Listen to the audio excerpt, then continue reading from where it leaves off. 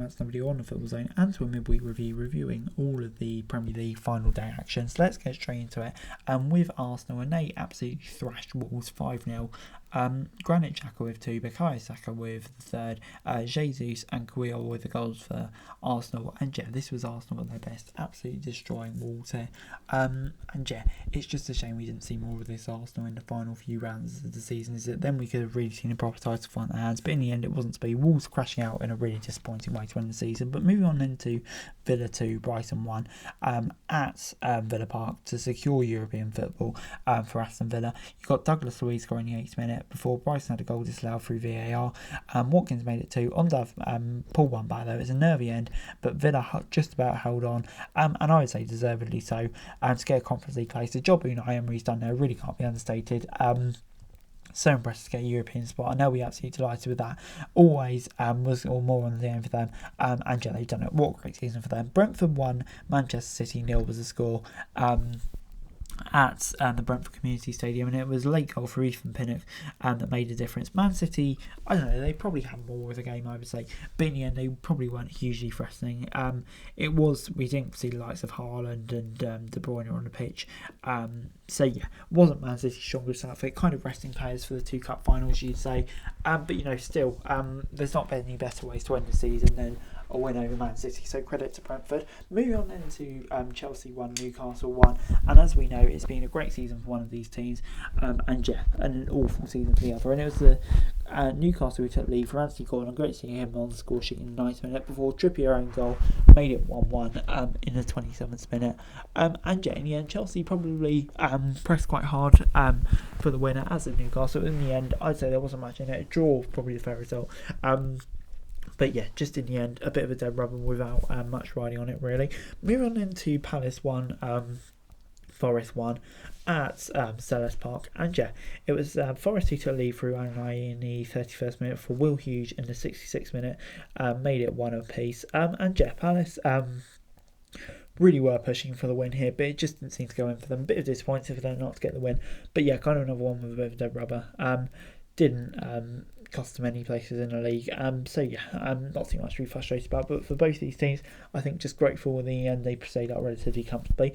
Moving on into the big one end of the weekend, there was Everton 1, Bournemouth 1. Everton had to win when Leicester were winning. It was getting so nervy, wasn't it? But in the end, Decore, what a goal to keep Everton up as well. Did the business. Made it 1-0, and yeah, Everton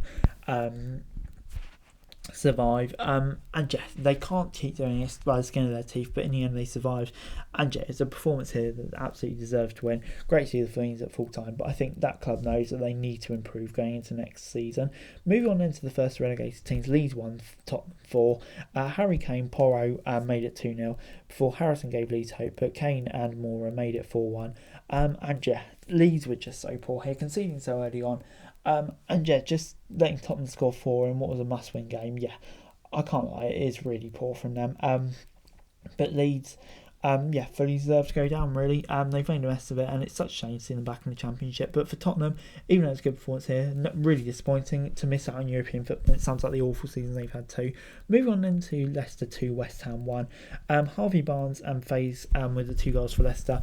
Fornell's made it a nervy finish. Along with events like Mark. But yeah, in the end it wasn't enough for Leicester. It was too little, too late, and I just can't believe they've gone down. Premier League champions 7 years ago to relegation. It's kind of crazy, but yeah, it is what it is. And yeah, Leicester will be bitterly disappointed with that. And yeah, it's such a surprise, and it will be interesting, really interesting to see how they rebound next season. But moving on into Old Trafford, where it finished Manchester United 2, Fulham 1. Tete in the 19th minute made it 1-0 before Mitrovic missed a penalty, and then it was Sancho and Fernandes with the goals for United that gave them the win. And in the end, I'd say United probably just about deserved the win, securing the 3rd place finish, which is obviously good for them. So they'll be pretty pleased with that. All in all, a good win for them, but Fulham still been a great season, and for United too, obviously got the FA Cup coming up as well, which is important for them. And finally rounding things off with a crazy game at St Mary's, Southampton 4, Liverpool 4. Jota and Firmino made it 2-0 before Ward-Prowse and a Silmanala brace made it 3-2, and Adam Armstrong made it 4-2 before Gakpo and Jota with 2 goals in a minute made it 4-0, and Liverpool probably pushed for the win, but in the end couldn't get it. A crazy game to wrap off a crazy season. Kind of felt like a proper end of season game where all teams going crazy, and it definitely was really, really entertaining. So yeah, it's going to be an interesting summer for Liverpool about European football, but for Southampton, what a way to bow out of the Premier League.